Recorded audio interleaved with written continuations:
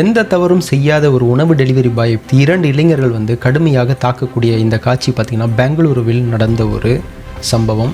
So உணவு delivery செய்யக்கூடிய நபர் பாருங்கள், ரோட்டில் வந்த உடனே ஆப்போசிட்டில் வேகமாக வந்த அந்த ஸ்கூட்டியில் வந்து 2 நபர்கள் வந்து மோதி கீழே விழுகிறார்கள். ஆனால் கீழே விழுந்தது அவங்க வேகமாக வந்ததெல்லாம் அவர்களுடைய தவறு தான். ஆனால் அந்த உணவு டெலிவரி பாயை பிடித்து அடித்து அவர் வந்து சுயநினைவு இழந்து கீழே விழுகிறார்.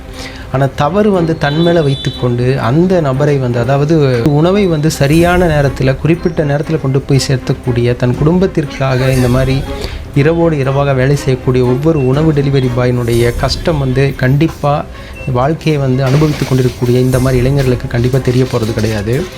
வேகமாக வந்து விழுந்த உடனே அவர் மேலே தான் தப்புன்னு இப்படி அடிப்பது வந்து ரொம்ப தவறு. இப்போ பாருங்கள், இதை பார்த்த அங்கே இருக்கக்கூடிய நபர்கள்லாம் சுற்றி வளைத்து கேள்வி கேட்க ஆரம்பிக்கிறாங்க.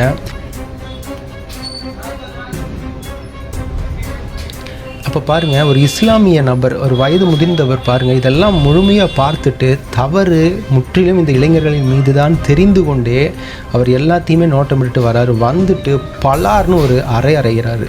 ஏன்னா தப்பு முழுவதும் இந்த 2 இளைஞர்களின் மேலே தான் தெரிந்தே அடிக்கிறாரு. எல்லோரும் சேர்ந்து அடித்த உடனே உயிரை கையில் பிடித்து கொண்டு தப்பி ஓடுகிறார்கள். இது உண்மையாலுமே பார்த்திங்கன்னா இருவரும் வேகமாக வந்தது தவறு. அதுக்கப்புறம் அவர் எந்த தவறுமே செய்யாத அந்த உணவு டெலிவரி பாயை பிடித்து அடித்து தான் ஒரு வீரன் என்று காட்டக்கூடிய அந்த முயற்சியெல்லாம் வந்து வீண் போன ஒரு நிலை தான் அங்கே ஏற்பட்டுச்சு. ஆனால் உணவு டெலிவரி பாயினுடைய வாழ்க்கை பார்த்திங்கன்னா குறிப்பிட்ட நேரத்தில் உணவுகளை கொண்டு கரெக்டாக சேர்த்தி பசிக்கிறவர்களுக்கு பசியாற்றக்கூடிய ஒரு அரும்பணியை செய்து கொண்டிருக்கிறார்கள்.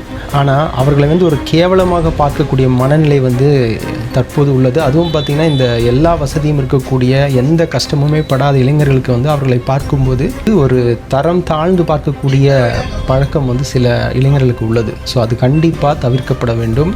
உணவு டெலிவரி செய்யக்கூடிய ஒவ்வொரு நபர்களையும் நாம் மதிக்க வேண்டும். இந்த பதிவை பற்றிய உங்களுடைய கருத்துக்களை மறக்காமல் கமெண்ட்ஸில் பதிவு பண்ணுங்கள். இந்த பதிவை எல்லோருக்கும் ஷேர் பண்ணுங்கள். நன்றி.